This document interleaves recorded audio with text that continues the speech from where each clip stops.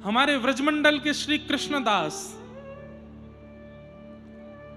उनका स्वरूप ऐसा था कि वो किसी भी वस्तु को देखते थे। जैसे हमारा मन कैसा है, हम आम देख लेते हैं तो आम देख करके हमारे मुंह में पानी आ जाता है, अरे ये आम तो मैं खा लूं, कितना बढ़िया लगेगा, इसको बढ़िया फ्रिज में रख के ठंडा करके इसको काट करके ऐसे खाऊंगा।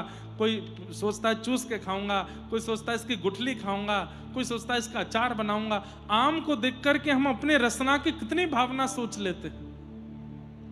लेकिन कृष्णदास जी की दृष्टि कैसी थी, वो आम की सुंदरता देख करके मन में विचार करते थे, मेरे ठाकुर जी को भोग लगेगा तो उनको कितना सुख मिलेगा, उनको कितना अच्छा लगेगा।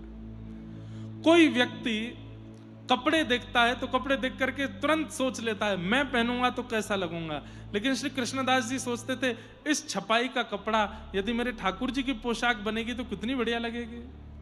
मतलब वो हर वस्तु को देख करके ठाकुर जी के ऊपर इमेजिन करते थे, कभी अपने ऊपर नहीं।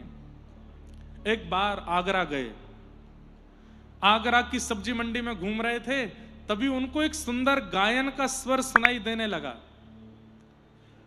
एक कोई स्त्री बड़े सुंदर स्वर में गा रही थी, और वो स्वर सुनते ही कृष्णदास जी रुक गए और मन में सोचने लगे, इतना सुंदर स्वर,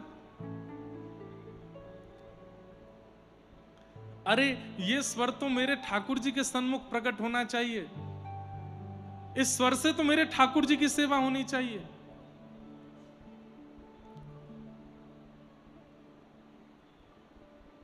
हाँ हाँ, मेरे ठाकुर जी को प्रिय लगेगा ये। और ये सोच करके श्री कृष्णदास जी उस स्वर का पीछा करने लगे, कहां से ये कोकिल स्वर आ रहा है, इतना मीठा कौन गा रहा है। और ढूंढते ढूंढते ढूंढते जैसे ही एक गली में पहुंचे, गली से अंदर गए, वहां पर देखा एक बहुत सुंदर सा भवन था। और जैसे भीतर गए तो क्या देखते हैं, चारों तरफ मन चले लोग बैठे हैं, कोई पी रहा है, कोई धन लुटा रहा है, कोई वाह वाह कर रहा है, और बीच में एक नगर वैश्या बैठ करके गा रही है। उन सबको रिझाने के लिए गा रही थी, पर उससे कृष्ण भक्त श्री कृष्णदास जी रीझ गए। जब उसने अपना गायन खत्म किया तो कईयों ने उस पर धन लुटाया, कईयों ने कुछ कहा, कोई सोने की मोहर लुटाने लगा। कृष्णदास जी ने तुरंत उसके रूप को देख करके कहा कि इसका गायन तो मेरे श्रीनाथ जी के आगे होना चाहिए। गए उस वैश्या के पास और वैश्या से जाकर के बोले, हमारे सेठ को रिझाओगी अपने गायन से। तो वो वैश्या बोली, मेरे दाम बहुत ज्यादा हैं, मैं ऐसे नहीं जाती कहीं भी। तो कृष्णदास जी ने उस समय में, आज से 500 वर्ष पहले, 100 रुपया निकाले। उस समय बहुत बड़ी रकम यदि कोई देता था तो 11 रुपया 12 रुपया उस वैश्या को मिलते थे, लेकिन 100 रुपए कृष्णदास जी ने निकाल करके दे दिए और कहा, ये अभी के हैं, इससे अधिक हमारे सेठ जी तुमको दे देंगे, चलो। वो वैश्या बोली, मैंने जीवन में कभी 100 रुपया नहीं देखे। आप कौन हो? आप सेठ जी के कौन हो? भाई हो? उनके बंधु, उनके परिवार से हो? बोले, नहीं, मैं तो उनके चरणों का दास हूं। वैश्या सोचने लगी, जब दास 100 रुपया दे रहा है तो सेठ, स्वामी, मालिक वो क्या देगा। धन के लोभ में तैयार हो गई और अपना और अद्भुत श्रृंगार करके आई, और वो वाली पोशाक पहन के आई जिसमें वो सबसे सुंदर लगती थी। मैं उस सेठ को इतना रिझा लूंगी, इतना अपनी ओर आकृष्ट कर लूंगी कि वो मुझ पर न्योछावर करके खूब धन लुटाएगा। वो क्या जानती थी कि सेठ नहीं है, वो तो सांवरिया सेठ हैं, वो तो साक्षात परमात्मा है जिनके पास ये कृष्णदास लेके जा रहे हैं। उसको तो लगा कोई व्यापारी सेठ होगा। निकल पड़ी, कृष्णदास जी से रास्ते भर चर्चा करती हुई जा रही है।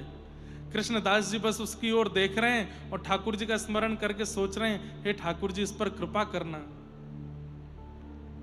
गोवर्धन लेकर के आए और श्री गिरिराज जी में पहुंच करके, गिरिराज जी की तलेटी के ऊपर श्रीनाथ जी विराजते थे तब, आजकल उदयपुर के पास विराजते हैं, लेकिन तब गोवर्धन में विराजते थे। ठाकुर जी का राजभोग हो रहा था, कपाट लगे हुए थे। कृष्णदास जी ने सब दर्शनार्थियों को बाहर कर दिया, उस वैश्या को लेकर के भीतर गए। क्यों? उसका गुण इतना प्रिय लग गया था कि बस इस गुण से ठाकुर जी की सेवा हो जाए कैसे भी। ठाकुर जी के सामने जैसे ही वो खड़ी हुई, पर्दा लगा था, कृष्णदास जी की ओर देख के बोलती, कहां है तुम्हारे सेठ? बोले भोजन कर रहे हैं अभी, तुम बस ध्यान से देखती रहना और सुनो, रिझाने में कोई कसर मत छोड़ना, प्रसन्न कर देना उनको। वो प्रसन्न हो गए तो वो दे देंगे जो बड़े बड़े लोग नहीं दे सकते। अरे आप चिंता मत करो, मैं ऐसा गाऊंगी, मैं ऐसा नृत्य करूंगी, ऐसा ऐसा कुछ सुनाऊंगी, रीझ जाएंगे।